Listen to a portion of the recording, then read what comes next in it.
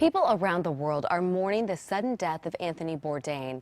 The CNN personality, chef, and author apparently hanged himself in a French hotel room. He was there working on an episode for his show, Parts Unknown. Bourdain championed many restaurants in Los Angeles, especially family-owned businesses in Koreatown.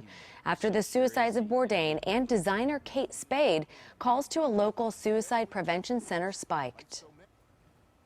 Often there's been some terrible blow. In this case, it might be the blow of seeing someone that you thought had everything, and if they can't make it, how can I make it? And it makes you feel like giving up. Your darkest hour will pass, and so we want you to get past it, and we want you to get help. This week, the CDC released a survey that shows suicide rates in the U.S. have increased by 25% over the past 20 years, and more than half of those who died had not been diagnosed with a mental health condition. Joining us now is licensed family therapist Kent Toussaint. Good morning, Kent. Thank you so much for being here. You're very welcome. I know when you're here, we typically talk about teen issues, and we think a lot about teen suicide, but these two deaths that we're talking about, Kate Spade at 55, Anthony Bourdain at 61, what do you think we can attribute this spike that we're seeing in suicides that the CDC is talking about? I think there are a lot of things. I don't think there's any one thing. I think there's a lot of, substance abuse is rampant in our society. I think in some way the internet, which is as amazing as it is, I think it also helps separate people and isolate people. I think there's a lot more isolation and feeling of loneliness. I think there's a big sense of shame and a need for trying to hide away from shame. And of course, when we do, it just makes it worse.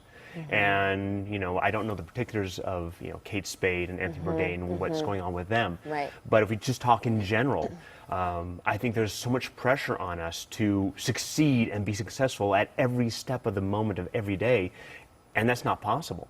And it's important for us to realize that, we're not reptiles. We need each other. We need to lean on each other. And the more we can lean on each other, the more we have opportunities to grow and heal and get back up and keep going.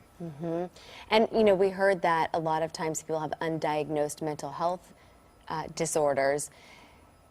It starts with getting in to see someone like you, right? I think so, as we start the conversation. And it may be that someone may need more than just talk therapy. They may need medication. They may need to go to a hospital, there's no shame in that. It's okay. Get healthy. If you had a broken arm, you go to the hospital. If you're emotionally not stable, you can go to the hospital and get help.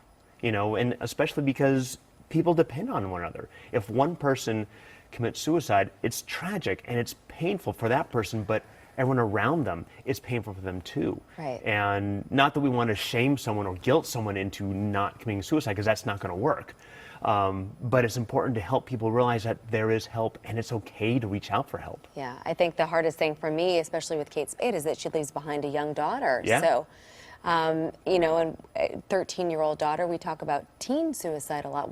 It's going to be very difficult for her to cope with something like this, having her mother commit suicide. Yeah, there are tremendous issues going on, and I can't express the sadness and the respect I give to her and Anthony Bourdain's daughter and all the other daughters and sons in the world, whether they be 13 or 33. You can be 33 if your parent committed suicide. It's devastating. It's a loss. It's an abandonment.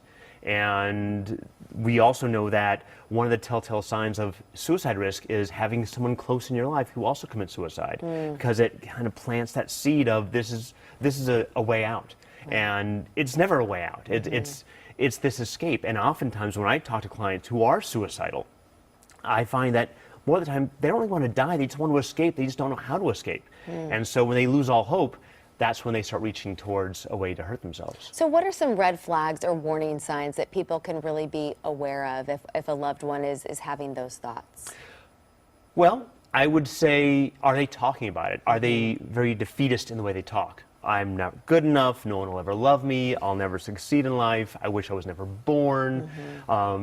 Sometimes that can be very obvious. That can be typical teenage behavior, It could, right? but we also want to take that seriously, because if we let that go unchecked, that could lead to suicidal thoughts and suicidal actions. And what we want to do is we want to check in with that person. It's okay to ask that person, hey, do you ever think about hurting yourself? That's not going to plant the seed. If they're not thinking about that, they're going to say, no, I'm not going to hurt myself. But if they're not saying that, I go, well, I think about it sometimes, which it's a very common thought to have. And just having thoughts doesn't mean you're going to do something. It's not only the thoughts, it's the plan. Does that person have a plan? Do they have the means to carry out that plan? Do they have a rope in the garage? Do they have a firearm? Do they have a lot of pills in the house? You know, that's not an exhaustive list, but that's an example. And do they have the intent? Do they say, yes, this is what I want to do? And that's when you want to start getting them help. You want to, if you can, get them to a hospital. If you can't get them to a hospital, call 911, call suicide prevention lines. There's teen lines, there's adult lines. I think we want to make sure that we're not trying to shame the person. We're not trying to fix the person. We're not trying to change their mind because it doesn't work. But showing compassion, empathy, understanding, sharing your own concern, that helps them realize they're not alone. And that may help them open up to an idea that maybe there's another option. Great. Good insight. Kent, thank you so much for being here. We appreciate it. You're very welcome. And we'll be right back with more after the break.